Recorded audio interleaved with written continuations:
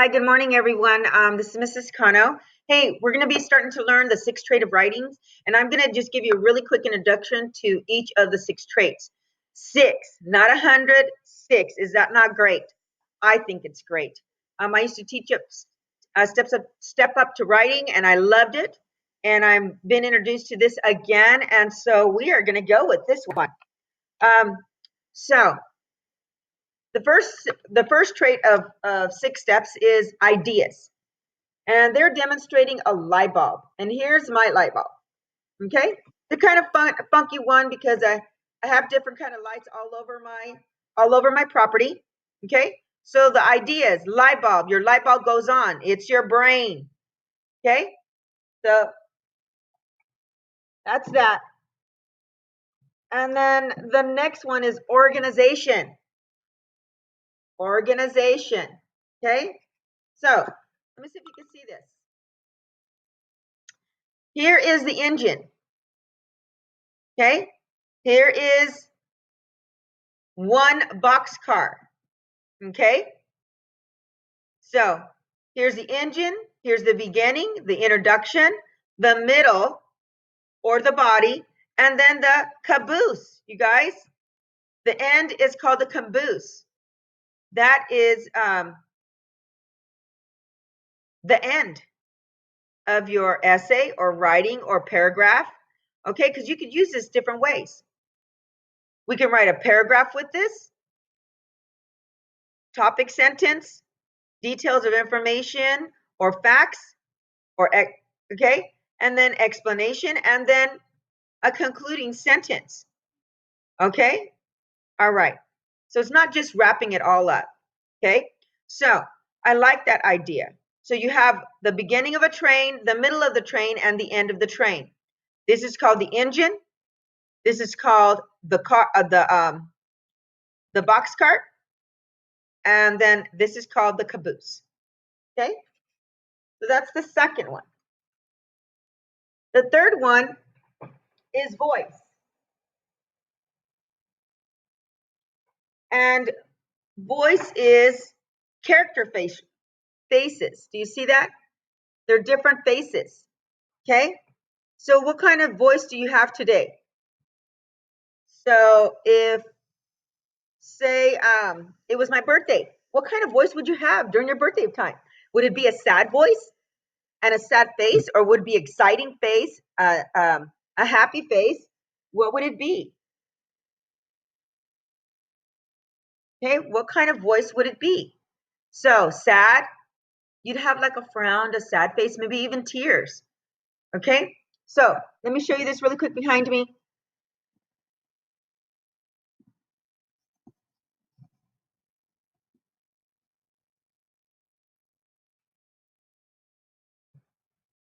Here are some voices right here. I hope that you guys can see that. Okay, this one here is overwhelmed, nervous, love struck. See the little, look at, woohoo. Okay, this one is shy. This one over here is sad. This one over here is surprised, and this was suspicious with one eyebrow up. Okay, you have lots of voices. You have lots of voices, boys and girls. You have lots of voices. Lots and lots of voices. Now,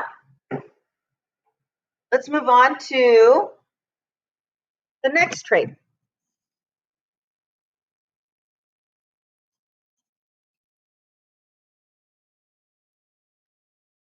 Okay, the next trait.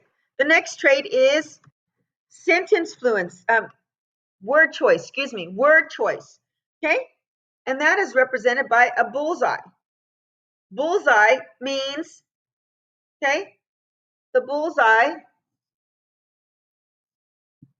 simply means you're going to use precise words. So you have a bunch of words around here, but a precise word means it is clear, it has a clear message, my reader definitely understands. They will not have problem. That's what a precise word is.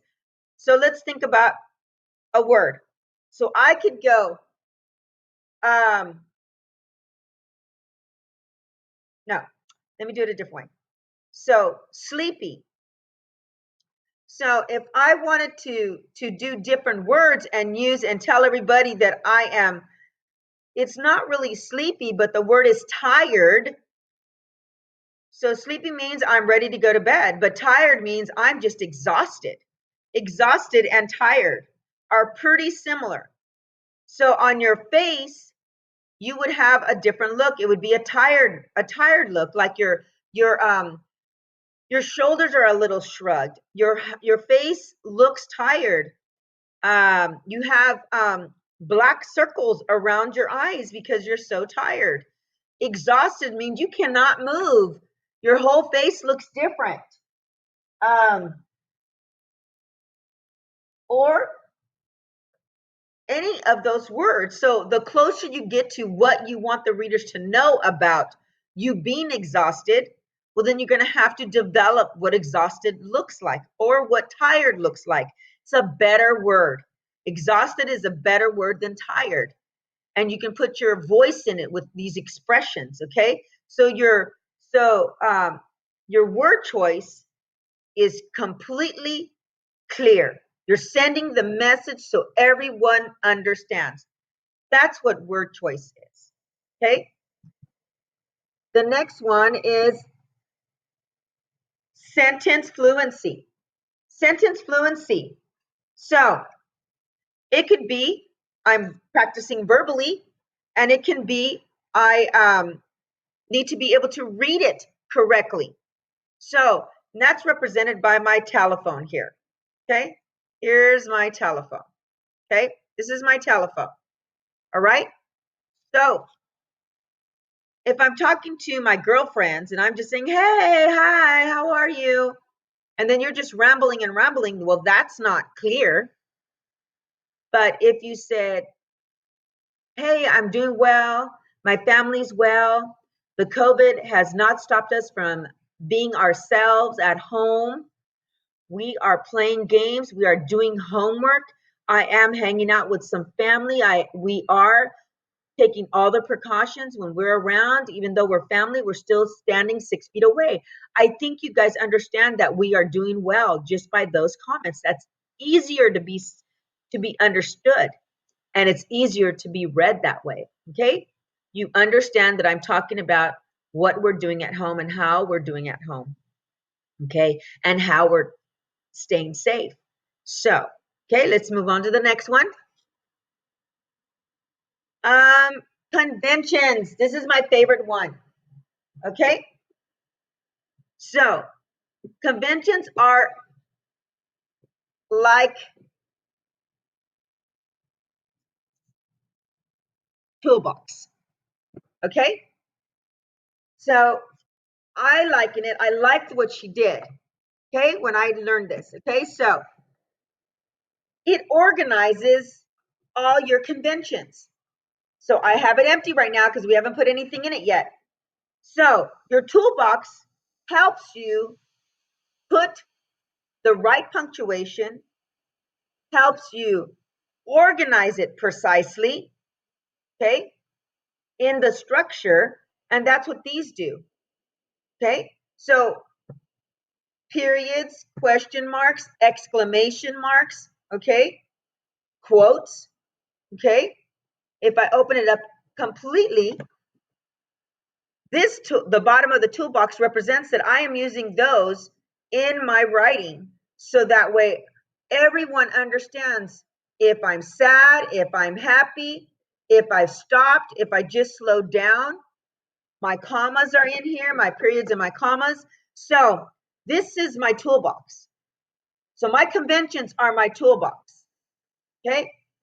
So if I don't use the right tool, then maybe people won't understand that my grandmother just died. And maybe they think that I'm happy, but I'm really sad because I'm using the incorrect tools to express myself. Okay. So that is the last object that represents conventions. Okay. And we're going to go through each one of them detailed. On Monday, we are going to start with ideas. And we're going to just do a little bit of work, and I'm going to give you, just going to be familiar with it. I'm just going to help you get familiar with it. Okay? And then we're going to develop them over the time that we have. Okay? So boys and girls, I want you to know that I am so excited to be teaching this new understanding of writing, and that not to be afraid of anything, because we're in this together, right? I hate that saying too, but it is for sure the truth for this time. So it doesn't matter if you're in fifth grade or in eighth grade or in sixth grade or in seventh grade or an adult, we all have a lot to learn. And I'm excited to begin this new writing, not program, system of writing. I like to call it a system because it's a system. It really is. Okay. So thank you. I'll see you on Monday. Blessings.